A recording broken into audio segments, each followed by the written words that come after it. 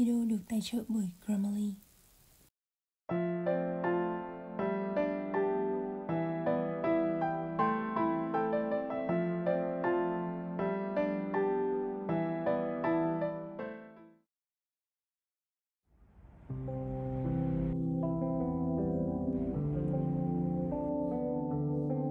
Xin chào, mình là Thạch Trang.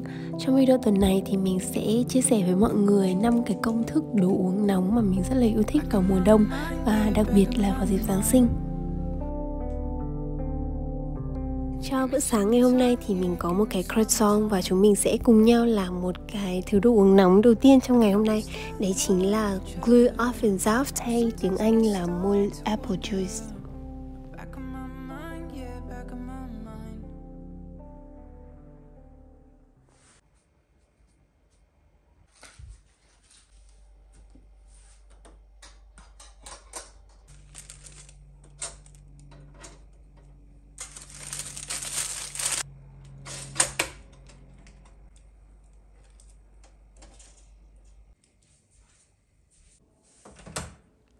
Nước táo thì mình biết là cách uống phổ biến nhất chính là uống lạnh luôn. Thế nhưng mà vào những cái buổi sáng mùa đông ấy, khi mà chúng mình đun nóng nước táo lên cùng với cả những cái loại gia vị khác như là quế, gừng, vỏ cam thì nó sẽ mang lại một cái cảm giác hoàn toàn khác.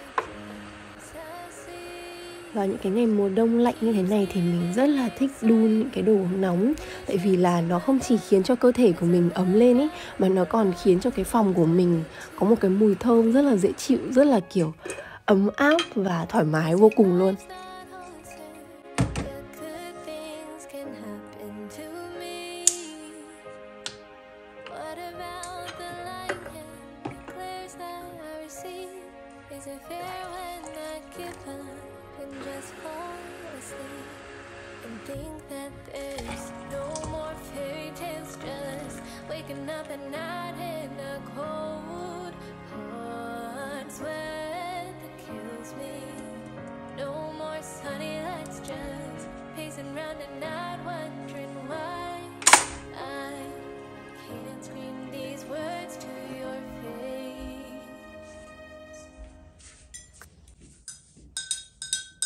Go on and try to tear me down.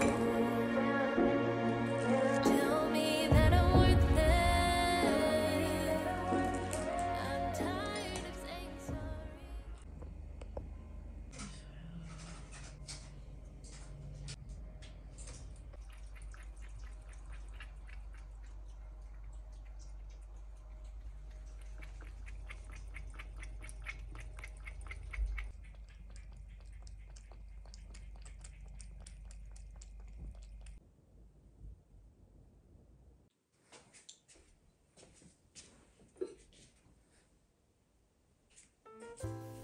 Món đồ uống tiếp theo mình sẽ làm trong ngày hôm nay đấy chính là Golden Milk. Ở trong Golden Milk thì chúng mình có sữa, bột quế, bột nghệ, mật ong hoặc là quả đa thuyền. Cái quả đa thuyền thì mình tra tiếng Việt nó ra là quả hồng vàng, thế nhưng mà mình không chắc là nó có đúng không. Thế nhưng mà cái quả này thì thường người ta sẽ cho vào trong đồ uống để làm ngọt cho đồ uống mà không cần phải dùng đến đường, bởi vì là nó mang lại một cái vị ngọt rất là tự nhiên ấy. Những cái nguyên liệu vừa rồi thì mình sẽ bỏ hết vào trong một cái cốc, sau đó thì xay chung lên với nhau. Nhưng mà mọi người lưu ý ở cái quả datil ấy là mọi người phải lấy cái hạt ở trong ra. Nếu không thì lúc mà mình xay lên, mình không biết là nó có được không, nhưng mà mình nghĩ là nó sẽ bị lợn cợn ý.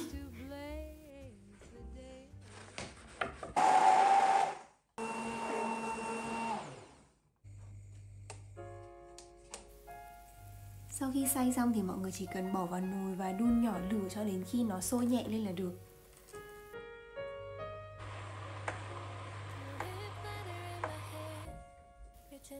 Sau rồi khi mà đổ ra cốc ấy thì mình thấy là mọi người hay dùng một cái lưới inox. Thế nhưng mà tại vì nhà mình không có, thế nên là mình dùng một cái vải sạch. Thì cái này đoạn này mọi người làm chậm thôi nhá, nếu không thì nó sẽ bị trào ra ngoài ấy.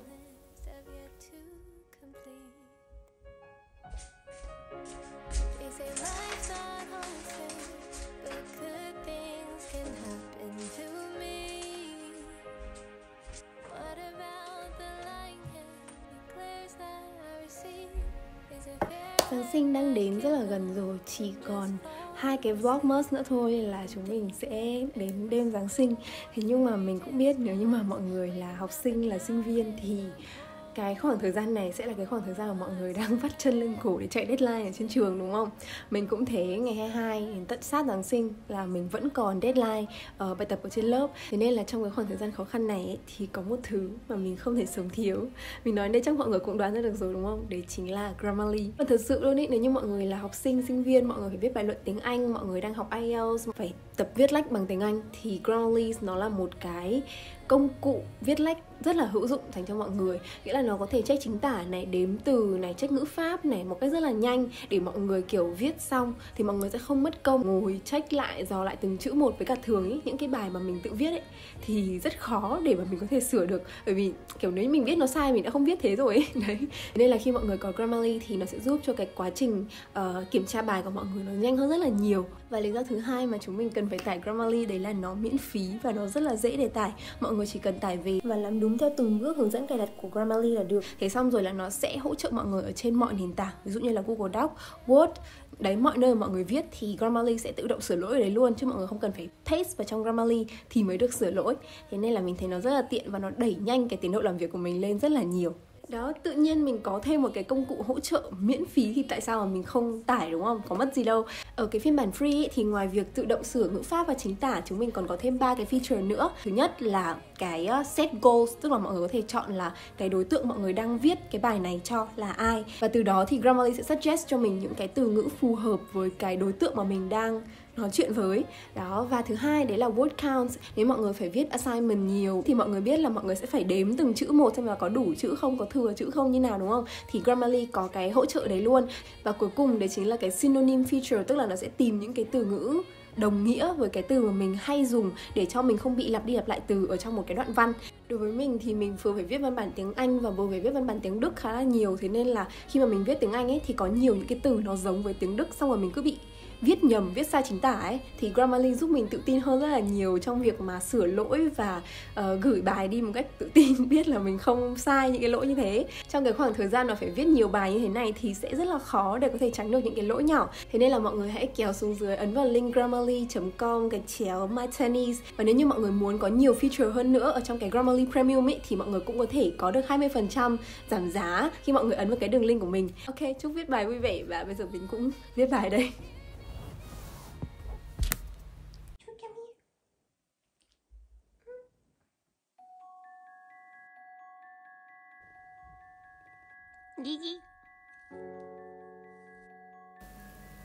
Đến buổi trưa thì trời tạnh mưa và hửng nắng. Mùa đông ở bên Đức ấy thì khá là âm u, và một tuần thì chắc là chỉ nắng như thế này được một ngày. Và một ngày đấy thì sẽ nắng trong vòng kiểu 2 đến 3 tiếng thôi ấy. Thế nên là mình cảm thấy rất là vui và may mắn, bởi vì là đúng cái lúc mình quay thì trời lại nắng lên đẹp như thế này.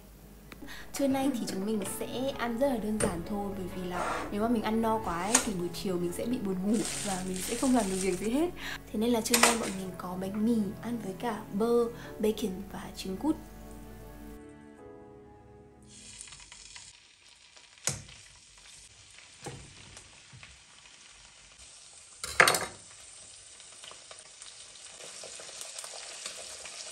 Good afternoon to you. Well, despite the fact that temperatures today are far higher than they've been for some considerable time in many parts of the country, we're certainly not out of the woods yet. It does look as if very gradually in the next day or so it's going to turn cold again.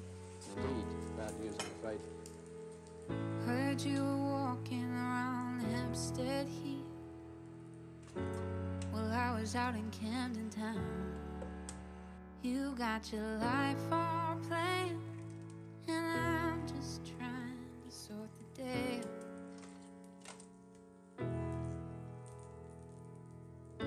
Heard you got yourself some new friends. Heard they ain't that kind.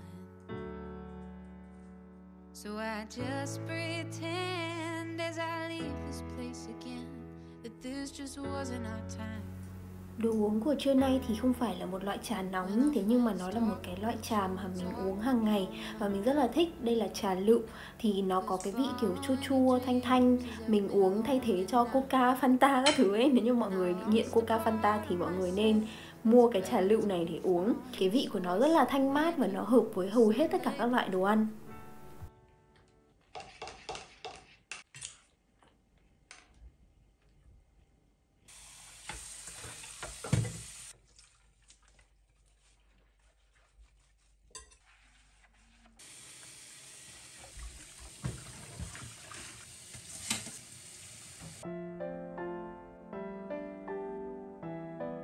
không nằm mà lại nằm ở trong cái góc này.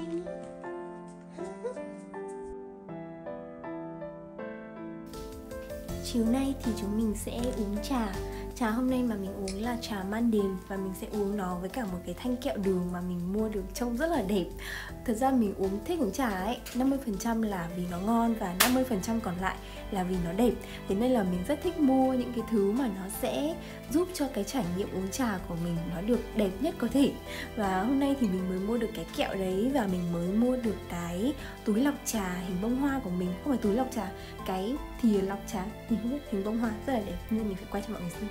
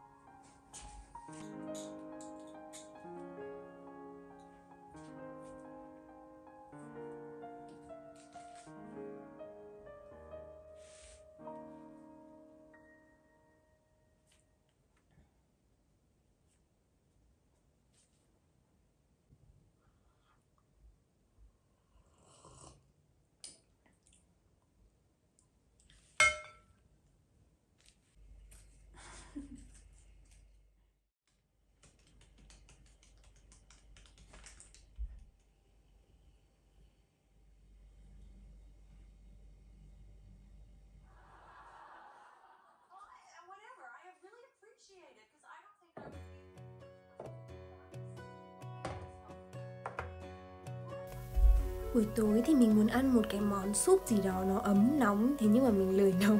Thế nên là mình đã ăn súp goulash nhưng mà là đóng hộp.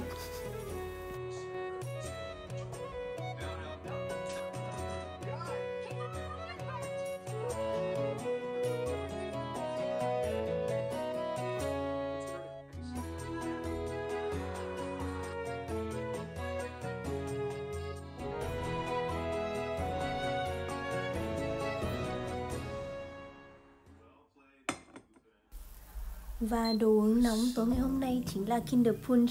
Giáng sinh đến thì trong cái dịp tháng 12 ấy là không có ngày nào mình không uống Kinder Punch nóng luôn. Thế nên là tối hôm nay cũng không phải là ngoại lệ. Hôm nay thì mình cắt thêm một vài lát cam vào để cho nó đẹp hơn, với cả cho cái nước nó kiểu ngọt với cả thơm hơn nữa.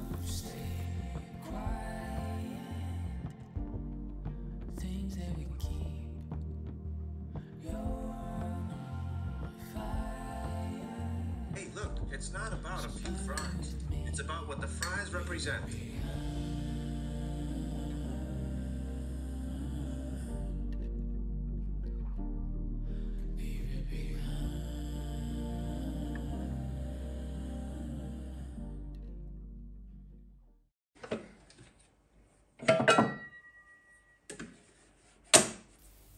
Món đồ uống cuối cùng mà mình sẽ uống trước khi đi ngủ để kết thúc lại ngày hôm nay đấy chính là Hot Caramel Chocolate uống với cả marshmallow. Đầu tiên thì mình sẽ cho 2 viên caramel vào để nấu chảy ra cùng với một chút sữa. Sau khi caramel đã tan hết thì mình cho bột cacao vào để đun chung, và sau khi mà bột cacao đã tan hết ra rồi thì mình sẽ đổ thêm sữa vào.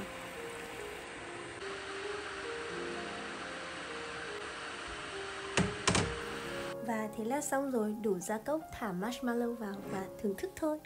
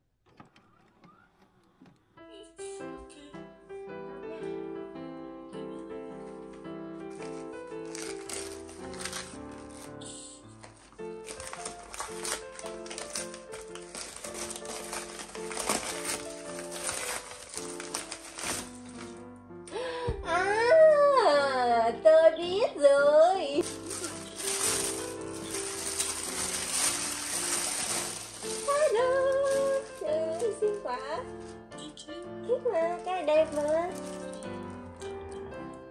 Em mua thật nhiều trứng. Làm gì có trứng đâu. Nhà hết trứng rồi, nhà chỉ còn trứng cút thôi. Cảm ơn mọi người rất nhiều vì đã xem Vlogmas của tuần này. Hy vọng là những cái món đồ uống nóng mà mình gợi ý cho mọi người sẽ giúp cho Giáng sinh và mùa đông của mọi người trở nên ấm áp hơn. Ok, hẹn gặp lại vào vlog của tuần sau nhé. Bye bye.